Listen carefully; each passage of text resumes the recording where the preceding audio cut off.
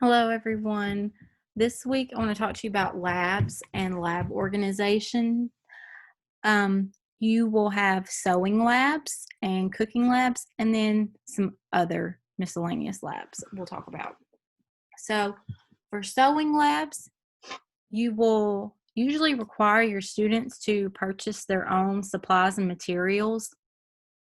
However, you may need some instruments or equipment available for them, such as extra seam rippers, sewing machines, extra needles because they're going to break needles at some point on your machines, foot pedals, spare thread, scissors, measuring tape, um, yardsticks, but a lot of this stuff should be in place in your classroom already, unless you're starting a new program. But you can always refer to your minimum equipment list to see what you may need. So fabric and some thread and patterns students should be buying on their own. You will have a budget at whatever school you go to, and that budget can help pay for some of these things, but I would not spend your whole budget on materials for sewing labs because a lot of that's going to be needed to update equipment. Stuff breaks, sewing machines go out, you'll want to spend more of your money repairing machines or having them serviced. In the cooking labs, kids break plates, they melt through holes in spoons, microwaves short out, um, stuff just quits working the older it gets and the more uses that are in it. So you'll have to repair and update equipment in your kitchens. And also, the big portion of your budget that you're going to get from your school is going to be spent on consumables, which will be stuff for your cooking labs. That's going to be ingredients, food, spices, paper plates, paper cups. I'm trying to get all these alerts off my computer. Um, Anything that you'll need in the cooking labs. So, uh, let's talk about sewing labs a little more. We're not going to go in depth with the sewing labs because there's not as many of them unless you're teaching an advanced fashion course. Your sewing labs, you'll need to break down. You're not going to do all of the sewing in a day or even all in 1 week. So first you'll make a pacing guide to pace yourself in your class. Okay, we will probably spend 1 day to 2 days learning just how to thread a machine or wind a bobbin. We might spend a day practicing basic stitches or sewing through making holes in paper just to practice with different curves and edges. You will probably spend a day just cutting out and measuring fabric, cutting out patterns, ironing and pinning. It will take a handful of days to actually sew whatever garment you are having your students sew. Cooking labs, I'm going to talk a lot about cooking labs because that's what I do a lot of. And what your assignment for this week will be on cooking labs for your students. So you need to figure out a management plan for your students first, and I'm going to show you a few different management plans I have students do. To remember that you don't know how many kitchens will be in your classroom. I've worked in a classroom with 1 kitchen. I've worked in a classroom with 4 kitchens. I've worked in a classroom with 6. I have 6 kitchens right now in my classroom. So I'm able to break up students into groups of 6. Now, according to our occupational guide that we looked through in weeks previous to this, it states that there should be no more than 5 students in a kitchen lab together working. So whenever you make up your groups, in your classroom, you cannot put more than 5 students so that they can safely work together. I have worked in a classroom where I had 90-minute class periods. And when you're cooking and you have 5 kids in a lab, some of them are going to feel left out or bored or find something else to do to occupy their time for the hour and a half.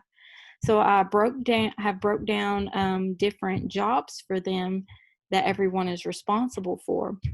And here is one of the sheets they would fill out. Everyone would get assigned a role: chef, assistant chef, manager, host or hostess. And I would just have one lab worksheet per group for this. And one of these jobs is responsible for filling this out. The other sheet they would get is this foods lab evaluation form. And this would, I used to give this to every person in the group would have to fill this out on their own and talk about what 5 concepts and skills they learned. You could break this down and have just one person fill this out for their group. Also, to be fair, every time students would go in the lab, they go into the same kitchen with their same group. And instead of one person being the chef every time, because everyone wants to be the chef, make sure they rotate their roles and have someone be the assistant. Whoever was the chef last time may be the assistant chef. They may be the manager. You want to have enough lab experience so everybody gets to be the chef at least one time. They get to be the assistant chef one time, manager, host, or hostess. Now, you don't have to follow this job format. This is just one I have used in the past. Next thing is your kitchen cleaning checklist. And this is what I would have with each lab packet stapled with that sheet I just showed you. And after they turned in their lab forms and left, I would go through the kitchen and start checking off the things that they did or didn't do. And if they didn't do it, you can deduct points or have them clean it up the next day if you don't want to be their maid, because this is one of the most tedious things is having a dirty kitchen. Or you may allow them not to go back in the kitchen the next time if they've made a huge mess, and have them do book work to learn their lesson.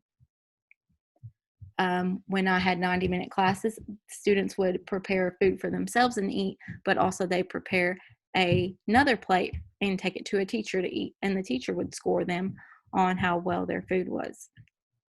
Now, if you're teaching 45 minutes or 50 minutes, you will not have time for this. I'm teaching 50-minute class periods now. I do not have time to do taste test forms and send food to teachers all the time.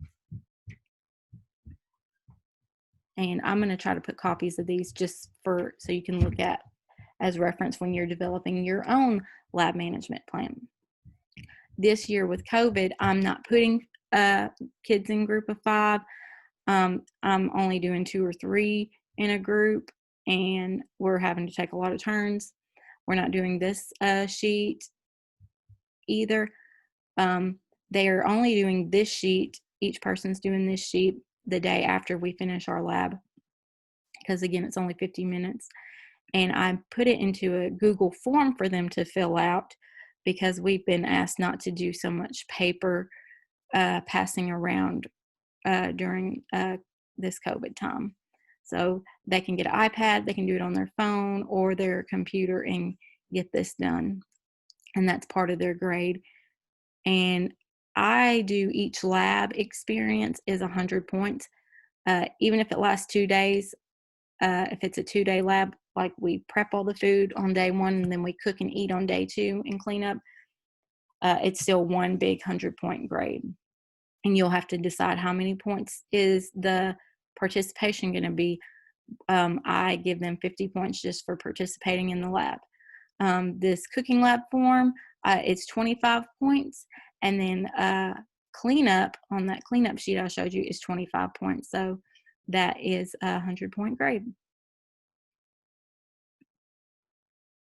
Okay. This is the lab management plan I'm giving you to fill out.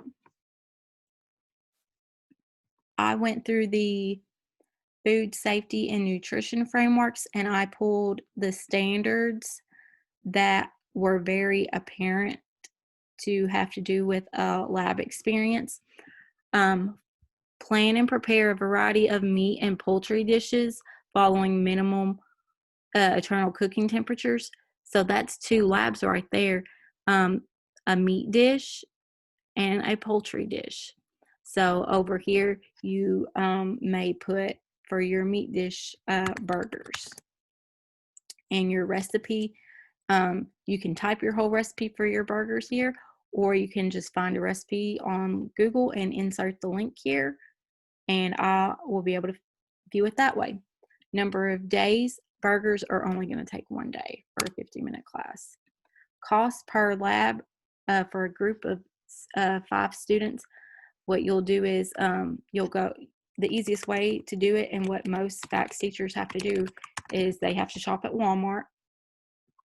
And I like Walmart because I can do pickup and delivery for my labs now at my school. So I just add all my, after I get my recipe and my grocery list made for my classes, I type it all in here. So I would put hamburger buns and add it all to my cart and pay for it. And then I go get it. And I don't, after school or on your prep, and you don't have to spend that much time grocery shopping on your own personal time.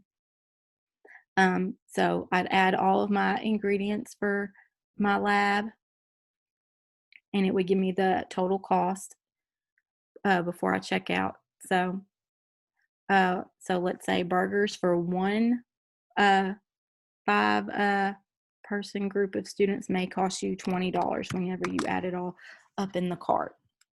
And that's just the easiest way to do that. I left a blank here for your poultry lab. So for your poultry, you may do chicken fajitas. And the same thing across the board. I'm going to take these out. This next standard, compare and contrast the uses of thermometers during preparation of foods throughout the lab experience. This could be anything you want to put. Let me think of what I do on this one. I think I do taco soup, and we spend 2 days on the soup. 1 day putting it together, and the second day reheating it and eating and clean up for stuff that didn't get cleaned on the first day. And it has to do with the thermometer, because they put it together the first day and they're reheating it the second day, and they have to use a thermometer to make sure the soup gets hot enough and that it's cooked all the way. Identify and create beverages using small appliances in the preparation. So a beverage using a small appliance, I'm thinking of a blender and a smoothie. Choose, and now you don't have to use my suggestions. These are just what's coming to mind or what I do for these. Choose a variety of garnishes and decorative food centerpieces. This one, we get apples and carve them into swans as a centerpiece, and I have a whole video on how to carve a apple into how it looks like a swan. But you could do anything. It's not specific like how these were up here where it said meat and poultry, so it could be anything. This one, distinguish the difference among a variety of food preparation techniques, and they gave you a ton of things to do on this. You do not have to do all of these. I'm just going to ask you guys to pick 3. So you might decide to bake a cake. You might decide to deep fry some chicken strips from scratch. You might decide to stir fry some vegetables. And so you'd put your cookies here to bake for your bake. For here, you could put your chicken strips for deep fry, and you could put your your stir fry veggies. The last one, connect the knowledge of recipes and measuring techniques to prepare selected foods using a variety of methods. And they gave you a lot here, so I'm just going to say pick 3 of these too, because you're not going to have time in a school year to do every single one of these techniques. And some of these techniques might even cross over, like your yeast bread might be actually an appetizer. So beverages, you could do some kind of like hot chocolate, and then from scratch, not from the box, and that's your beverage. Let's see, a dessert, you might decide to do a pie, and that's your dessert. And then eggs, you might decide to do, I did not mean to type there, an omelet, and that's your eggs. I did not spell omelet right. And that's all you're going to do on this lab management plan. There are a lot more frameworks you could go through to do labs with, and I'm going to show you an example of that. If I can get this toolbar out of my way.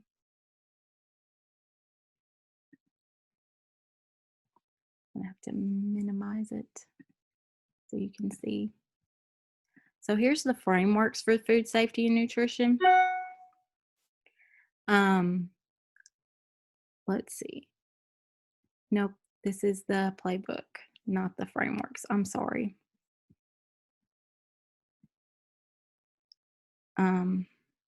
Right here is another example. Analyze the type of knives and their uses in food preparation. And then here's more about compare cuts and incorporate knife cuts. You do not have to do a lab with these. You could just show videos. You could practice with Play-Doh instead of food. I've done that before to save money. Have students do knife techniques such as these using Play-Doh, and we made the Play-Doh from scratch too. So that was another way to save money. But you could do it in a lab. So let's say we were going to make a stir fry. We can make our stir fry and use our different knife cutting techniques, and that's a lab. But you don't have to do a lab for every single standard in the frameworks. It's up to you as the teacher how many labs, really how much money do you get at the beginning of the year from your administration? How far can you stretch it? That's why having the lab management plan is a good idea, knowing how much everything's going to cost. The last thing I want to talk to you about is other labs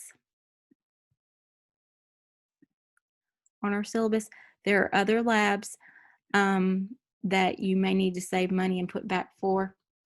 Such I do cleaning labs a lot, so I have students deep clean the kitchens before we start doing labs, and at the end of the year we do another deep clean because I do not want to leave my kitchens nasty and have the whole summer rodents and pests come up and start looking for food, and then you don't want to come back the new school year with your lab really gross. So set aside money for cleaning supplies, or like that that knife lab I talked to you about just a minute ago. Setting money aside to get Play-Doh or make your own Play-Doh, or you could just get carrots and potatoes and do knife cuts with them, and then not even cook them if you didn't want to. But I don't like that because that's kind of a waste to me. We might as well cook it and eat it if we're gonna sit there and spend all this time doing knife techniques with it. So for your assignment this week, remember to create the fill in that document I'm giving you, this lab management plan, and also tell me what method you're going to use to evaluate and manage the lab. You don't like remember I showed you these that I use.